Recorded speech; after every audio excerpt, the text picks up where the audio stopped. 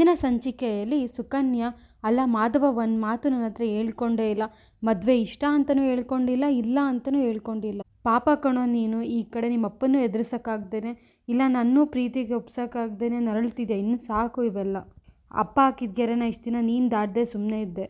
ನಾನು ದಾಟದೇ ಇದ್ದರೆ ನಮ್ಮ ಪ್ರೀತಿಗೆ ಬೆಲೆ ಇರಲ್ಲ ಮಾಧವ. ಅದಕ್ಕೆ ನಾನು ದಾಟ್ತೀನಿ. ಇನ್ನೂ ಲೇಟಾದರೆ ಮಾಧವನ ಮದುವೆನೇ ಆಗೋಗುತ್ತೆ. ನನ್ನ ಪ್ರೀತಿ ವಿಚಾರನ ಹೇಳಿ ಅವ್ರ ಅಪ್ಪನ ಒಪ್ಪಿಸ್ಲೇಬೇಕು ಅಂತ ಹೇಳ್ತಾಳೆ. ಈ ಕಡೆ ಮೀನಾ, ಎಲ್ಲರೂ ಫೋಟೋ ತೆಗೆಸ್ಕೊತಿರೋದು ನೋಡಿ ಕೇಶವ, ನಾವು ಫೋಟೋ ತೆಗೆಸ್ಕೊಳ್ಳೋಣ ಕಣೋ ಅಂತ ಹೇಳ್ತಾಳೆ. ಅದಕ್ಕೆ ಕೇಶವ, ಸರಿ ಆಯಿತು ಬಾ ಅಂತ ಹೇಳಿ ನಿಂತ್ಕೊಬೇಕಾದ್ರೆ ಕೇಶವ ರಕ್ಷನ್ನ ಎಲ್ಲರನ್ನೂ ಕರೀತಾನೆ. ಆಮೇಲೆಲ್ಲ ಮುಗಿತಾ ನಿಂದು ಫೋಟೋ ತೊಗೊಬೋದಾ ಅಂತ ಮೀನಾ ಕೇಳಿದ್ಕೆ ಹ್ಞೂ ಅಂದಾಗ, ವಲ್ಲಭಗೆ ನೋಡಿದ್ರೆ ಮಾಧವನ್ ಫೋನ್ ಇಟ್ಕೊಂಡಿರೋದ್ರಿಂದ ಸುಕನ್ಯನ ಕಾಲ್ ಬರ್ತಾನೆ ಇರುತ್ತೆ. ವಲ್ಲಭ ಹೋಗಿ ಮಾಧವನ್ಗೆ, ಯಾರೋ ನಿಂಗೆ 50 ಸರಿ ಕಾಲ್ ಮಾಡಿದ್ದಾರೆ, ಯಾರೋ ಸುಕನ್ಯಾ ಅಂತೆ ನೋಡು ಅಂತ ಹೇಳ್ತಾನೆ. ಆಮೇಲೆ ಮಾಧವನ ಹತ್ರ ಯಾರದು ಸುಕನ್ಯಾ ಅಂದರೆ ಅಂತ ಕೇಳಿದಾಗ ಮಾಧವ್ ಫುಲ್ ಟೆನ್ಷನ್ ಆಗ್ತಾನೆ. ಅಷ್ಟರಲ್ಲಿ ನೋಡಿದ್ರೆ ಗೌರಿ ಬಂದು, ಏನಿದು, ಏನು ಮಾತುಕತೆ ಇದು, ಎಲ್ಲರೂ ಜೊತೆ ಸೇರಿದಾಗ ಏನೋ ಮಾಡ್ತೀವಲ್ಲ ಅದು ಅಂತ ಕೈಯಲ್ಲಿ ಸಣ್ಣ ಮಾಡ್ತಿರ್ತಾನೆ ಕೇಶವ. ಅದಕ್ಕೆ ಅಮೂಲ್ಯ ಬಂದು, ಬಾವಾ ಏನದು ಅಂತಂದಿದ್ದಕ್ಕೆ ಮೀನಾ ಬಂದು, ಡ್ಯಾನ್ಸಾ ಅಂತ ಹೇಳ್ತಾಳೆ. ಅದಕ್ಕೆ ಕೇಶವ, ಹ್ಞೂ ಡ್ಯಾನ್ಸ್ ಮಾಡೋಣ ಬಾ ಅಂತ ಹೇಳ್ತಾನೆ. ಆಮೇಲೆ ಸರಿ ಅಂದ್ಬಿಟ್ಟು ಎಲ್ಲರೂ ಡ್ಯಾನ್ಸ್ ಮಾಡ್ತಾ ಇರ್ತಾರೆ. ಮನೆಯವರೆಲ್ಲ ಡ್ಯಾನ್ಸ್ ಮಾಡ್ತಿರೋದು ನೋಡಿ ಇನ್ನು ನಂದಂಗಂತೂ ಫುಲ್ ಖುಷಿ ಆಗುತ್ತೆ. ಆಮೇಲೆ ಪ್ರಿಯಾ ಅವರ ಫ್ಯಾಮಿಲಿನೂ ಜಾಯ್ನ್ ಆಗ್ತಾರೆ. ಪ್ರಿಯಾ ಕೂಡ ಡ್ಯಾನ್ಸ್ ಮಾಡ್ತಾಳೆ. ಎಲ್ಲದೂ ಫುಲ್ ನೋಡಿ ಎಲ್ಲರೂ ಫುಲ್ ಖುಷಿಯಾಗಿರ್ತಾರೆ. ಈ ಕಡೆ ನೋಡಿದ್ರೆ ಸುಕನ್ಯಾ ಕೂತ್ಕೊಂಡು ಮಾಧವನ ಫೋಟೋ ಇಟ್ಕೊಂಡು ನೆನ್ಪು ಮಾಡ್ಕೋತಾ ಇರ್ತಾಳೆ. ಅಷ್ಟರಲ್ಲಿ ಮಾಧವ ಫೋಟೋಲಿಂದ ಮುಂದ್ಗಡೆ ಬರೋಂಗೆ ಇಮ್ಯಾಜಿನೇಷನ್ ಮಾಡಿಕೊಂಡು ಅವನಿಬ್ರು ಡ್ಯುಯೆಟ್ ಸಾಂಗ್ ಆಡ್ತಾ ಇರ್ತಾರೆ. ಈ ಕಡೆ ಎಲ್ಲರೂ ಡ್ಯಾನ್ಸ್ ಮಾಡ್ತಾ ಮಾಡ್ತಾ ನಂದನ ಮತ್ತು ಗಿರಿಜನ್ ಇಬ್ಬರನ್ನು ಕರ್ಕೊಂಬರ್ತಾರೆ. ಆಮೇಲೆ ಅವರಿಬ್ರು ಕೂಡ ಡ್ಯಾನ್ಸ್ ಮಾಡ್ತಾರೆ. ನಂದ ಖುಷಿಯಿಂದ ಡ್ಯಾನ್ಸ್ ಮಾಡ್ತಿರೋ ನೋಡಿ ಮಾಧವಂಗೆ ಅವ್ರ ಅಪ್ಪ, ನಾನು ನಿನ್ನ ಮಗುವಾಗಿ ಬರ್ತೀನಿ ಅಂದಿದ್ದು ಮಾತು ನೆನಪಾಗುತ್ತೆ. ಆಮೇಲೆ ಗಿರಿಜಂಗೆ ನಂದ ಡ್ಯಾನ್ಸ್ ಮಾಡ್ತಿರೋದು ನೋಡಿ ನಂದ ಹೇಳಿದ ಮಾತು ನೆನಪಾಗುತ್ತೆ, ನನ್ನ ಮಗನ ಮದುವೆ ನೋಡೋಕ್ಕೆ ಸಾವಿರಾರು ಜನ ಬಂದಿರ್ತಾರೆ ಅಂತ. ಹಾಗೆ ನಂದನ್ ಡ್ಯಾನ್ಸ್ ಮಾಡ್ತಿರೋದು ನೋಡಿ ಎಲ್ಲರೂ ಕೂಡ ಫುಲ್ ಖುಷಿಯಿಂದ ನಂದನ್ನೇ ನೋಡ್ಕೊಂಡು ನಿಂತ್ಕೋತಾರೆ. ಆಮೇಲೆ ಈ ಕಡೆ ನೋಡಿದ್ರೆ ಸುಕನ್ಯಾ, ಮಾಧವ ನಿನಗೋಸ್ಕರ ನಾನು ಬರ್ತಾಯಿದ್ದೀನಿ ಅಂದ್ಬಿಟ್ಟು ಬರ್ತಿರ್ತಾಳೆ. ನಂದ ಕುಣಿತಿರೋದನ್ನ ನೋಡಿ ಎಲ್ರಿಗೂ ಫುಲ್ ಖುಷಿಯಾಗಿ ಎಲ್ಲರೂ ಹೋಗಿ ನಂದನ್ ತಪ್ಕೊಂಡು ಜೋರಾಗಿ ಅಳ್ತಾ ಇರ್ತಾರೆ. ಮಾಧವ ಕೂಡ ಸ್ಟೇಜ್ ಮೇಲಿಂದ ಹತ್ಕೊಂಡು ಅವ್ರ ಅಪ್ಪನ ಹತ್ರ ಓಡಿ ಬರ್ತಾನೆ. ಈ ಕಡೆ ಸುಕನ್ಯಾ ಮದುವೆ ಮನೆಗೆ ಬಂದು ಮಾಧವ ಇಳಿದು ಬರ್ತಿರೋದನ್ನ ನೋಡ್ಕೊಂಡು ನಿಂತ್ಕೊಂಡಿರ್ತಾಳೆ. ಆಮೇಲೆ ಮಾಧವನ ನಂದ ಮುತ್ಕೊಟ್ಟು ಹತ್ಕೋತಾನೆ. ಅದನ್ನು ನೋಡಿ ಸುಕನ್ಯಾ ಕೋಪ ಮಾಡಿಕೊಂಡು ಹೊರಗಡೆ ಹೊರಟೋಗ್ತಾಳೆ. ಆಮೇಲೆ ನಂದ, ಎಲ್ಲರೂ ಊಟ ಮಾಡೋಕ್ಕೆ ಹೋಗಿ ಅಂತ ಹೇಳ್ತಾನೆ. ಆಮೇಲೆ ಗೌರಿ, ಊಟಕ್ಕೆ ಬರಮ್ಮ ಅಂತ ಕರೀತಾನೆ. ಆಮೇಲೆ ಗೌರಿ, ಇಲ್ಲ ಅಮ್ಮ ಕಾಲ್ ಮಾಡಿದ್ರು, ಸ್ವಲ್ಪ ಕೆಲಸ ಇದೆ, ಅರ್ಜೆಂಟ್ ಹೋಗ್ಬೇಕಂತೆ ನಾನು ಅಂತ ಹೇಳ್ತಾಳೆ.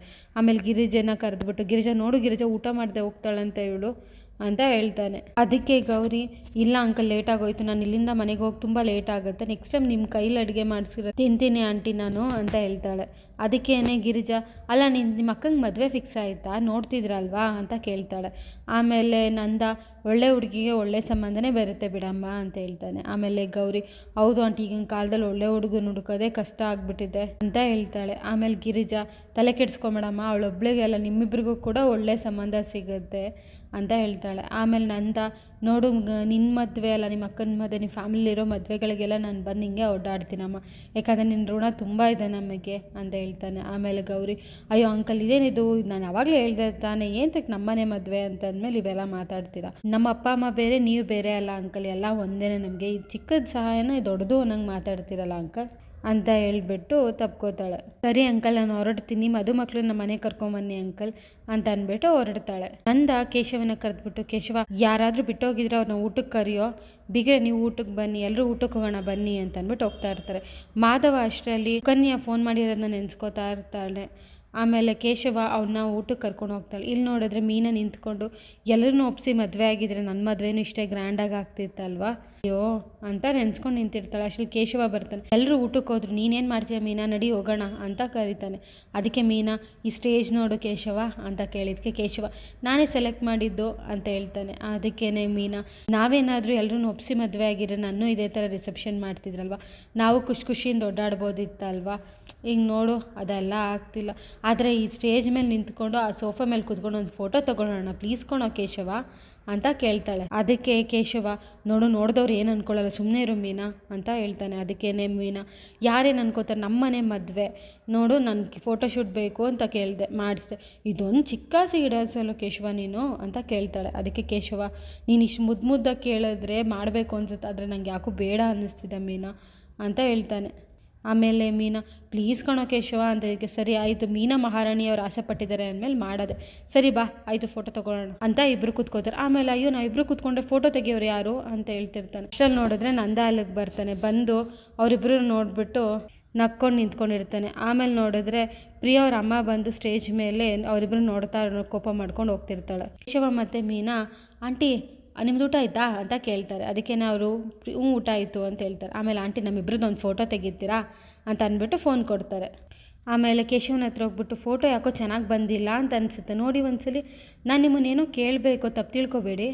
ನಿಮ್ಮ ಅಣ್ಣನ ಮದುವೆಯಲ್ಲಿ ಅಣ್ಣ ಅದಕ್ಕೆ ಕೂತ್ಕೋಬೇಕಾದ್ರೆ ಸೋಫಾದಲ್ಲಿ ಕೂತ್ಕೊಂಡು ನಿಮ್ಮ ಫೋಟೋ ತೆಗೆಸ್ಕೊತಾ ಇದ್ದೀರಲ್ಲ, ನಿಮ್ಗೇನು ಅನ್ಸಲ್ವಾ ಅಂತ ಕೇಳ್ತಾಳೆ. ಅಷ್ಟರಲ್ಲಿ ನೋಡಿದ್ರೆ ನಂದ ಅದನ್ನು ನೋಡ್ತಾ ಇರ್ತಾನೆ. ನೀನು ನನ್ನ ಮಗಳಿದ್ದಂಗೆ ಅಲ್ವಾ, ಅದಕ್ಕೆ ಹೇಳ್ದೆ ಅಷ್ಟೇ, ನೀವೇನು ಬೇಜಾರು ಮಾಡ್ಕೊಬೇಡಿ.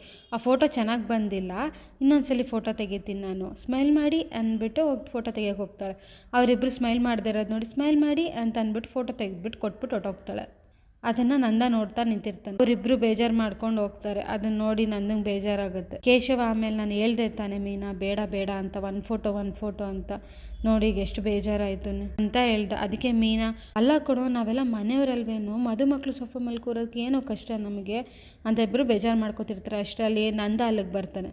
ಮೀನಾ ನೀನು ಆಸೆ ಪಟ್ಟಿದ್ದೇನೂ ತಪ್ಪಿಲ್ಲಮ್ಮ, ಎಲ್ರಿಗೂ ಅವ್ರ ಮದುವೆ ಬಗ್ಗೆ ಒಂದೊಂದು ಆಸೆ ಇರುತ್ತೆ. ನೀನು ತುಂಬ ಲವ್ಲವಿಕೆಯಿಂದ ಇರ್ತೀಯ, ನೀನು ನಿನ್ನ ಗಂಡಲ್ಲಿ ಕುತ್ಕೊಂಡು ಫೋಟೋ ತೆಗೆಸ್ಕೊಳ್ಳೋ ಯೋಚನೆ ಬಂದರೆ ಏನೂ ತಪ್ಪಿಲ್ಲಮ್ಮ. ಪ್ರಿಯವ್ರ ಅಮ್ಮ ಏನೋ ತಮಾಷೆ ಮಾಡೋಕ್ಕೆ ಹೋಗಿ ಹಂಗೆ ನಿಮಗೆ ಮನ್ಸಿಗೆ ನೋವು ಮಾಡಿದ್ದಾರೆ, ಬೇಜಾರು ಮಾಡ್ಕೊಬೇಡಿ ಅಂತ ಹೇಳ್ತಾನೆ. ಅದಕ್ಕೆ ಮೀನಾ ಮತ್ತು ಕೇಶವ ನಮಗೇನು ಬೇಜಾರಿಲ್ಲ ಅಂತ ಹೇಳ್ತಾರೆ. ಅದಕ್ಕೆ ನಂಗೆ ಗೊತ್ತು ನಿಮ್ಗೆ ತುಂಬ ಬೇಜಾರಾಗಿದೆ ಅಂತ, ನಾನು ಸಮಾಧಾನಕ್ಕೆ ಇವೆಲ್ಲ ಹೇಳ್ತಿದ್ದೀರಾ ಅಂತ ಹೇಳ್ತಾನೆ. ಆಮೇಲೆ ಮೀನಾ ನೀವೇ ನಮ್ಮ ಮದುವೆ ಒಪ್ಕೊಂಡಿದ್ದೀರಾ ಅಂದಮೇಲೆ ಯಾರೇನು ಅಂದ್ಕೊಂಡ್ರೆ ನಮಗೇನು ಮಾವ ಅಂತ ಹೇಳ್ತಾಳೆ. ಆಮೇಲೆ ನಂದು ಸರಿ ಆಯಿತು ಫೋಟೋ ತೋರಿಸು ಹೇಗೆ ಕಾಣಿಸ್ತಿದೆ ಅಂದ್ಬಿಟ್ಟು ಫೋಟೋ ನೋಡ್ತಾರೆ. ಆಮೇಲೆ ಫೋಟೋ ರೊಟೇಟ್ ಮಾಡಿ ನೋಡಿದ್ಮೇಲೆ ನಿಜವಾಗ್ಲೂ ತುಂಬ ಇಬ್ಬರು ಮುದ್ದಾಗಿ ಕಾಣ್ತಿದ್ದೀರ. ಮದುವೆ ಆದಮೇಲೆ ಮಾಧವನ ಫೋಟೋನ ಫ್ರೇಮ್ಗೆ ಹಾಕ್ಸ್ಬೇಕು ಅಂತ ಅಂದ್ಕೊಂಡಿದ್ದೆ, ನಿಮ್ಮ ಫೋಟೋನು ಫ್ರೇಮ್ಸ್ಗೆ ಹಾಕ್ತೀನಿ. ನಾನು ನನ್ನ ಸೊಸೆ ಮತ್ತು ಮಗನ ಫೋಟೋ ನೋಡಿ ಖುಷಿ ಪಡೋದು ಬೇಡವಾ ಅಂತ ಹೇಳಿದಾಗ ಮೀನಾ ಫುಲ್ ಖುಷಿಯಿಂದ ಅವ್ರ ಮಾವನ ತಪ್ಕೋದ್ರಲ್ಲ. ಆಮೇಲೆ ಕೇಶವ ನಾ ತಪ್ಕೊಳ್ಳೋದು ಬೇಡವಾ ಅಂತ ಅಂದ್ಬಿಟ್ಟು ಇಬ್ಬರು ಹೋಗ್ತಾರೆ. ಆಮೇಲೆ ನಂದ ಅಯ್ಯೋ ಕಣ್ಣೀರು ಓಡಿಸ್ಕೊಳ್ರು, ಹೋಗಿ ಊಟ ಮಾಡೋಗ್ರಿ ಹುಚ್ಚು ಹುಡುಗರು ನೀವು ಅಂತ ಅಂದ್ಬಿಟ್ಟು ಕಳಿಸ್ತಾನೆ. ಎಲ್ಲರೂ ಊಟ ಮಾಡಿ ಐಸ್ ಕ್ರೀಮ್ ತಿನ್ಕೊಂಡು ಕೂತ್ಕೊಂಡಿರ್ತಾರೆ. ಅಂದ್ರೆ ಆಮೇಲೆ ಅಕ್ಕ ಆ ಹುಡುಗಿ ತುಂಬ ಚೆನ್ನಾಗಿದ್ದಾಳಲ್ವಾ ಅಂತ ಅಂದ್ಬಿಟ್ಟು ಲಾವಣ್ಯನ ತೋರಿಸ್ತಾನೆ. ಆಮೇಲೆ ಗಿರಿಜಾ ಸುಮ್ಮನೆ ನಿನ್ನ ವಯಸ್ಸೇನು ಅವಳ ವಯಸ್ಸೇನು ಅಂತ ಹೇಳಿದ್ಮೇಲೆ ಅವ್ರ ಭಾವನ ಹತ್ರ ಹೋಗ್ಬಿಟ್ಟು ಬಾವಾ ಆ ಹುಡುಗಿರು ನೋಡಿದ್ರೆ ನನ್ನೇ ನೋಡ್ತಾ ಇರೋ ಬಾವಾ ಇದೇ ಮಂಟಪದಲ್ಲಿ ಆ ಇಬ್ಬರು ಹುಡುಗಿರಲ್ಲಿ ಒಂದು ಹುಡುಗಿನ ಆ ಮೂಲೆಯಲ್ಲಿ ಒಂದು ಹುಡುಗಿನ ಈ ಮೂಲೆಯಲ್ಲಿ ಮದುವೆ ಆಗಿಬಿಡ್ತೀನಿ, ಇದೊಂದು ಚಿಕ್ಕ ಮದುವೆ ಮಾಡಿಬಿಡಿ ಮಾವ ಅಂತ ಹೇಳ್ತಾರೆ. ಆಮೇಲೆ ನಂದ ಗಿರ್ಜಾ ನನಗೆ ಒಂದು 4 ಬಾರಿಸ್ತೀನಿ ನೋಡು ಅಂತ ಹೇಳ್ತಾನೆ. ಆಮೇಲೆ ಅದನ್ನು ಕೇಳಿಸ್ಕೊಂಡು ಸುಂದರ ಅಯ್ಯೋ ಆಯಿತು ನಾನು ಹೋಗ್ತೀನಿ ಬಿಡಿ ಅಂದ್ಬಿಟ್ಟು ಹೊಟ್ಟೋಗ್ತಾನೆ. ಈ ಕಡೆ ನೋಡಿದ್ರೆ ಧನ್ಯ ಪ್ರಿಯನ ಒಡವೆ ಎಲ್ಲ ಮುಟ್ಟಿ ನೋಡ್ತಾ ಇರ್ತಾಳೆ. ಅದನ್ನ ನೋಡಿ ಅವ್ರ ಅಮ್ಮಂಗೆ ಫುಲ್ ಟೆನ್ಷನ್ ಆಗುತ್ತೆ. ಸರಿ ಬಿಗ್ರೆ ನಾವೆಲ್ಲ ಮಲ್ಕೊಳಕ್ಕೆ ಹೋಗೋಣ, ಪ್ರಿಯಾ ಬೇಗ ಮಲ್ಕೊಮ್ಮ, ನೀನು ಬೆಳಗ್ಗೆ ಬೇಗ ಎದ್ದೊಳ್ಬೇಕು ಅಂತ ಎದ್ದೊಳ್ತಿರ್ತಾಳೆ. ಅಷ್ಟರಲ್ಲಿ ಧನ್ಯ ಸ್ವಲ್ಪ ಇರೇ ಆಂಟಿ, ಅವತ್ತು ನೋಡಿದ್ರೆ ಅದು 40,000 ಚಿನ್ನ ಹಾಕ್ಸ್ತೀರಿ ಅಂತ ಹೇಳಿದ್ರಿ, ಬರೀ 2 ಸರ ಹಾಕಿದ್ದೀರಿ ಅಷ್ಟೇ ಅಲ್ಲ ಅಂತ ಕೇಳ್ತಾಳೆ. ಅದಕ್ಕೆ ಪ್ರಿಯಾ ಅವ್ರ ಅಮ್ಮ ಎಲ್ಲ ಮಾಡಿಸಿದ್ದೀವಮ್ಮ, ಆದರೆ ಬರೀ ಇವಾಗ ರಿಸೆಪ್ಷನ್ ಅಂತ ಸಿಂಪಲ್ ಆಗಿರ್ಲಿ ಅಂತ 1-2 ಹಾಕಿದ್ದೀವಿ ಅಷ್ಟೇ, ಮಿಕ್ಕಿದೆಲ್ಲ ಬೆಳಗ್ಗೆ ಹಾಕ್ತೀವಮ್ಮ ಅಂತ ಹೇಳಿದ್ರು. ಬೆಳಗ್ಗೆ ಹಾಕಿ ಆಂಟಿ, ಆದರೆ ಈ ಒಡವೆಗಳು ಎಂತಕ್ಕೆ ಇಷ್ಟು ಡಲ್ಲಾಗಿ ಕಾಣಿಸ್ತಿದೆ ಅಂತ ಕೇಳ್ತಾಳೆ ಧನ್ಯ. ಅದಕ್ಕೇನೆ ಪ್ರಿಯಾ ಅವ್ರ ಅಮ್ಮ ಅಯ್ಯೋ ಈಗಿಂದಲ್ಲಿ ಇದೆ ಅಮ್ಮ ಟ್ರೆಂಡು ಅಂತ ಹೇಳ್ತಾಳೆ. ಆಮೇಲೆ ಪ್ರಿಯಾ ಅಮ್ಮ ನಂಗೆ ಸುಸ್ತಾಗ್ತಿದೆ ಅಮ್ಮ ನಾನು ಹೋಗಿ ಮಲ್ಕೋತೀನಿ ಅಂತ ಎದ್ದೊಳ್ತಿರ್ತಾಳೆ. ಅಷ್ಟರಲ್ಲಿ ಧನ್ಯ ಪ್ರಿಯಾ ಹೋಗಿ ಎಲ್ಲ ಒಡವೆನೂ ಹಾಕೊಂಬಾ, ಒಂದ್ಸಲಿ ನೋಡ್ತೀನಿ ನಾನೀಗ ಅಂತ ಹೇಳ್ತಾಳೆ. ಅದಕ್ಕೆ ಪರಮೇಶ್ವರ್ ಬೆಳಗ್ಗೆ ಹಾಕೊಂಬರ್ತಾಳೆ ಬಿಡಮ್ಮ ಅಂತ ಹೇಳಿದಕ್ಕೆ ಧನ್ಯ ಅಯ್ಯೋ ಬೆಳಗ್ಗೆ ಶಾಸ್ತ್ರಗಳಿರುತ್ತೆ, ನಾವು ಆ ಕಡೆಯಿಂದ ಈ ಕಡೆ ಓಡಾಡೋದಿರುತ್ತೆ, ಅವಾಗೆಲ್ಲ ನೋಡೋಕ್ಕಾಗಲ್ವಲ್ಲ, ಅದಕ್ಕೆ ಈಗಲೇ ಹಾಕೊಂಬರ್ಲಿ ಒಂದ್ಸಲಿ ಅಂತ ಹೇಳ್ತಾಳೆ. ಅದನ್ನು ಕೇಳಿಸ್ಕೊಂಡು ಪರಮೇಶ್ವರ್ ಮತ್ತು ಅವ್ರ ಹೆಂಡತಿ ಫುಲ್ ಗಾಬರಿ ಆಗಿದ್ದಾಗ ಪ್ರಿಯಂಗೆ ತಲೆ ಸುತ್ತ ಬಂದು ಬಿದ್ದೋಗ್ತಾಳೆ. ಅವಳು ನೋಡಿ ಅದನ್ನ ನೋಡಿ ಎಲ್ಲರೂ ಗಾಬರಿಯಾಗಿ ಪ್ರಿಯ ಏನಾಯ್ತಮ್ಮ ಅಂದಿದ್ದಕ್ಕೆ ನಂಗೆ ಸುಸ್ತಾಗ್ತಿದೆ ಸ್ವಲ್ಪ ಅಂತ ಹೇಳ್ತಾಳೆ. ಅದಕ್ಕೆ ಅವರಮ್ಮ ಬೆಳಗ್ಗೆನೇ ಬೇಗ ಹೇಳ್ತಿದ್ದಾಳಲ್ಲ ಅದಕ್ಕೆಲ್ಲೋ ಇರಬೇಕು, ಸರಿ ಬಾರಮ್ಮ ನೀನು ರೆಸ್ಟ್ ಮಾಡು ಅಂತ ಹೇಳ್ತಾಳೆ. ಧನ್ಯ ಅಷ್ಟರಲ್ಲಿ ಈಗ ಎಚ್ಚರಿಕೆ ಆಗಿದೆಯಲ್ಲ ಒಡವೆಲ್ಲ ಹಾಕೊಂಬಂದ್ಬಿಡ್ಲಿ ಒಂದ್ಸಲಿ ನೋಡ್ತೀನಿ ಅಂತ ಹೇಳಿದಕ್ಕೆ ನಂದ ಸುಮ್ಮನೆ ಇರು ಧನ್ಯ, ಈಗ ಅವಳಿಗೆ ಸುಸ್ತಾಗಿದ್ದು ಸ್ವಲ್ಪ ರೆಸ್ಟ್ ಮಾಡಲಿ ಅಂತ ಅಂದ್ಬಿಟ್ಟು ಕಳಿಸ್ಬಿಡ್ತಾನೆ. ಪರಮೇಶ್ವರ್ ಅವರು ಮಗಳಿಗೆ ನೀರು ಕೊಡಿಸ್ತಾ ಇರ್ತಾಳೆ. ಅದನ್ನ ನೋಡಿ ವೀಣಾ ಅವಳಿಗೆ ತಲೆ ಸುತ್ತೇನಿಲ್ಲ ಸುಮ್ಮನೆ ಇರ್ರಿ, ಬರೀ ನಾಟಕ ಮಾಡ್ತಿದ್ದಾಳೆ ಅಂತ ಹೇಳಿದಕ್ಕೆ ಪ್ರಿಯಾ ಇಲ್ಲ ನಂಗೆ ತಲೆ ಸುತ್ತಾಗ್ತಿದೆ ಅಮ್ಮ, ನಿಜ ಅವ್ರು ಕೇಳೋ ಕ್ವಶನ್ಗೆ ಟೆನ್ಷನ್ ಆಗಿ ತಲೆ ಸುತ್ತ ಬಂದು ಬಿದ್ದೋದೆ ಅಮ್ಮ ಅಂತ ಹೇಳ್ತಾಳೆ. ಅದಕ್ಕೆ ಪರಮೇಶ್ವರ ಧನ್ಯನ ಹಿಡ್ಕೊಂಡು ಏನು ಮಾಡಬೇಕು ನಾನು, ಇಷ್ಟೊಂದೆಲ್ಲ ಕ್ವಶನ್ ಕೇಳ್ತಾಳೆ ನನ್ನ ಮಗಳಿಗೆ ಅವಳಿಗೆ ಅಂತ ಹೇಳ್ತಿರ್ತಾನೆ. ಅದಕ್ಕೆ ನಾವು ಹೆಂಡ್ತಿ ಈಗೇನು ಹೋಗಿ ಏನಾದರೂ ಮಾಡೋಕ್ಕಾಗತ್ತಾ, ಸುಮ್ಮನೆ ಕುತ್ಕೊಳ್ಳಿ ಅಂತ ಅಂದ್ಬಿಟ್ಟು ಸುಮ್ಮನೆ ಮಾಡಿಸ್ತಾನೆ. ಆಮೇಲೆ ಪ್ರಿಯಾ ತಲೆ ಕೆಡ್ಸ್ಕೊಂಬೇಡ, ನೀನು ಟೆನ್ಷನ್ ಇದೆಯಲ್ಲ ಅದಕ್ಕೆ ಅಷ್ಟೇ, ರೆಸ್ಟ್ ಮಾಡಮ್ಮ ಸರಿ ಹೋಗುತ್ತೆ, ನಾಳೆ ಎಲ್ಲರೂ ಮದುವೆ ಬಿಸಿಲಿರ್ತಾರೆ, ಯಾರು ನೀನು ಒಡವೆ ನೋಡೋಕ್ಕೆ ಬರ್ತಾರೆ ಅಂತ ಹೇಳ್ತಾಳೆ. ಆಮೇಲೆ ಪ್ರಿಯಾ, ಅಲ್ಲ ನಾನು ಬಿದ್ದಾಗ ನಿಮ್ಮ ಬಾವ ಗಾಬರಿ ಆಗಿಲ್ವಾ ಅಂತ ಕೇಳಿದಕ್ಕೆ ಲಾವಣ್ಯ, ಬಾವ ಎಲ್ಲಿದ್ದರು ಅಲ್ಲಿ ಅಂತ ಕೇಳ್ತಾಳೆ. ಅದಕ್ಕೆ ಹೌದಾ ಅವ್ರು ಇರಲಿಲ್ವಾ, ಅಯ್ಯೋ ಎಲ್ಲೋಗಿದ್ರು ಮತ್ತೆ ಅಂತ ಯೋಚನೆ ಮಾಡ್ತಿರ್ತಾಳೆ.